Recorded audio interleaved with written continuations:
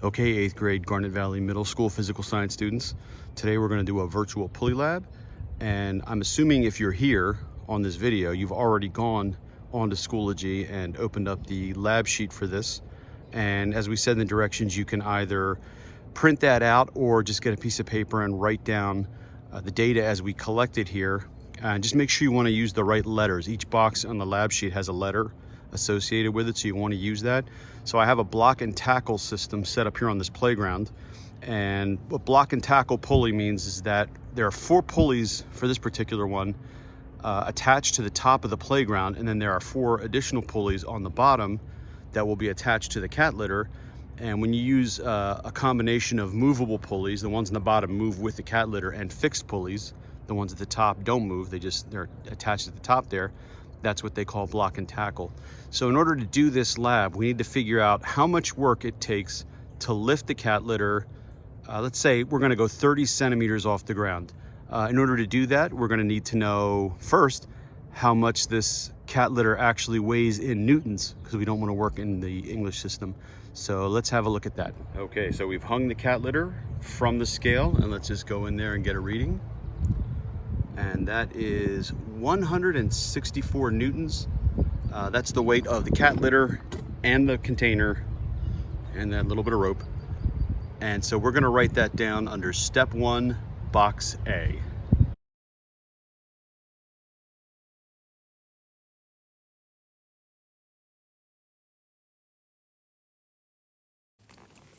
Okay, so the next thing we need to do is figure out how high we're going to raise the cat litter. Now, I know you're looking at the video right there, and that piece of PVC says 30 centimeters.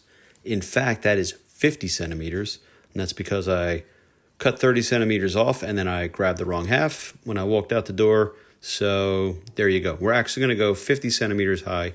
So what we're going to do is we're going to raise the cat litter until the bottom of the container is at the top of the PVC. That means that the cat litter will have traveled 50 centimeters. So you're going to want to write down under step 1, box B, how far that's going to go. But if you remember from the earlier reading, to calculate work, you need to have the distance in meters. So you're going to have to convert 50 centimeters into meters, which shouldn't be too hard. You should be able to do that. If not, I guess ask Siri, because she seems to know everything.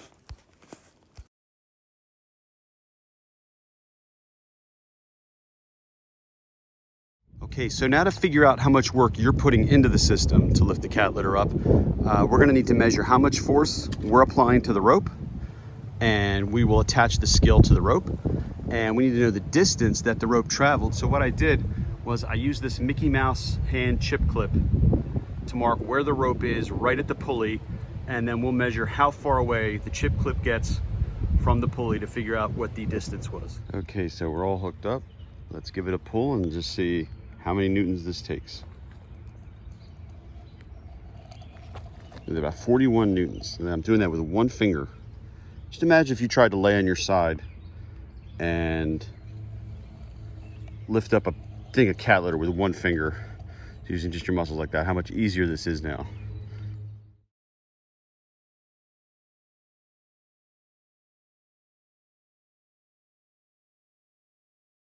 This next shot, I've got to go in this format, up and down, so we can see the whole thing in action. So at the top there, you can see the chip clip right at the pulley, and on the bottom there, you can see the PVC pipe.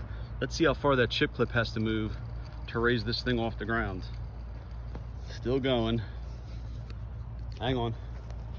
Got to get another hand there. Still going. There goes the chip clip past me now already. Almost there. Get it so it's right level, right about there. Okay, so I tied off the rope, and the cat litter has been raised up 50 centimeters off the ground. And in order to do that, if you look closely at the pulley system here, we don't want to look at this rope, because this is the pulling rope. This is the one we're applying our force to. This is the rope where it's supporting the weight of the cat litter. And if you look at it, this thing's wrapped around like there's 8 pieces of rope on it. There's 8 segments. There's 1, 2, 3, 4 there, and there's 1, 2, 3, 4 there. So in theory, the weight of this cat litter is split up 1/8, 1/8, 1/8, 1/8. Each little segment here supports 1/8 of the weight. But in order to do that, for every inch you want, or every, we should say every, let's say every meter to make it easier, just keep it in the metric system. For every 1 meter you want the pulley to raise up, to lift the cat litter up, you have to pull out a meter on this rope, a meter on this rope, a meter on this rope, a meter on that one. You're gonna have to pull out 8 meters. So whatever we want, we have to pull like 8 times farther than what we want to raise it. So we raised it up 1/2 meter. So we should have had to go about 4 meters out. So let's just measure that. Okay, so we measured that off. The PVC fell over, but that was still there at 1/2 meter. And how far did we actually pull this? Now, unfortunately, my tape measure is in inches. So we're just gonna have to do a little quick conversion here. We're like at about 158 to 159 inches, probably closer to 158 because I've hooked the, come on, get in focus. There we go, good boy. I had to hook the tape measure onto the top of the pulley, so it's a little bit longer, probably about 1 inch. So I would say it's around 158. And if we do the math, 158 inches is about 4 meters. That is about 4 meters. So in order to lift that up 1/2 meter, get back in focus. Come on, phone, you can do it. There we go.